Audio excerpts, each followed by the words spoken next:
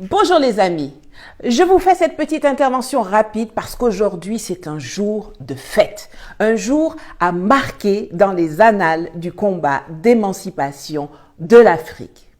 Rappelez-vous, le 9 janvier 2013, alors qu'on annonce que des colonnes de djihadistes descendent sur Bamako, Diokounda Traoré, président issu d'un putsch, demande à la France un appui aérien et du renseignement. Le 13 janvier 2013, François Hollande lance l'opération Serval au Mali, qui comprend également des troupes au sol et qui va donc au-delà de la demande exprimée par les autorités maliennes. Le 30 janvier 2013, l'armée française prend position à Kidal. Début mai 2013, l'armée française interdit à l'armée malienne d'entrer dans Kidal. Parmi les militaires ainsi refoulés, le soldat Assimi Goïta.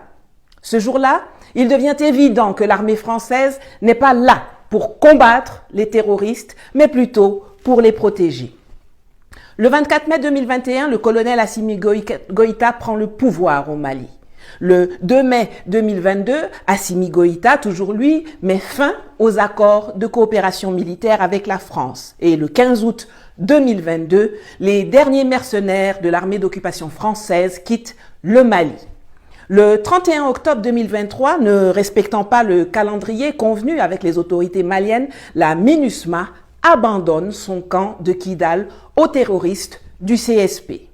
Et le 14 novembre 2023, c'est-à-dire aujourd'hui, les forces armées maliennes entrent dans Kidal, désertées par la racaille terroriste pilonnée durement par les Fama, après que leurs parrains français et onusiens aient été contraints de quitter le Mali.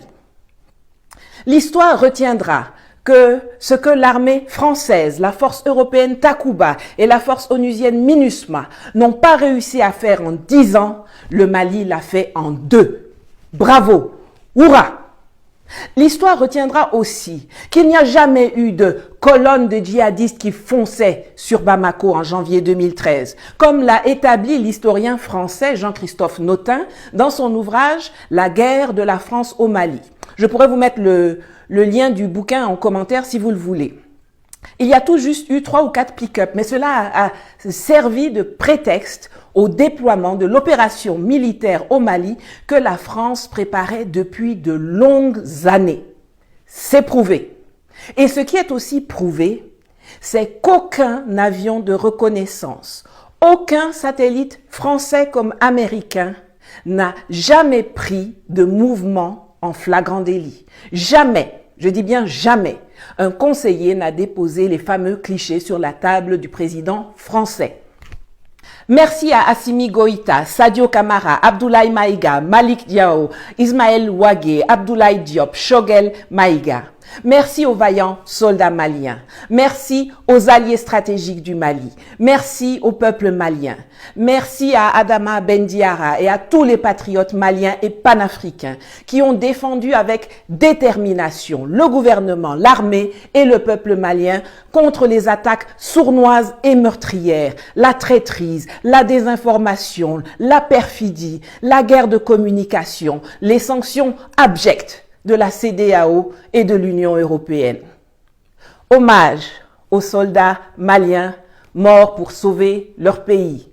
Yako à tous ceux qui ont perdu des proches, des biens à cause de cette sale guerre de la France assistée de ces supplétifs terroristes pour s'agripper à son précaré colonial. La reconquête de Kidal est une victoire d'étape, mais le combat n'est pas terminé. Il faut continuer à dératiser la zone, sécuriser les acquis et déployer l'État le plus rapidement possible dans les zones nouvellement reconquises pour que les déplacés puissent s'y réinstaller. Le travail de reconquête n'est pas encore terminé.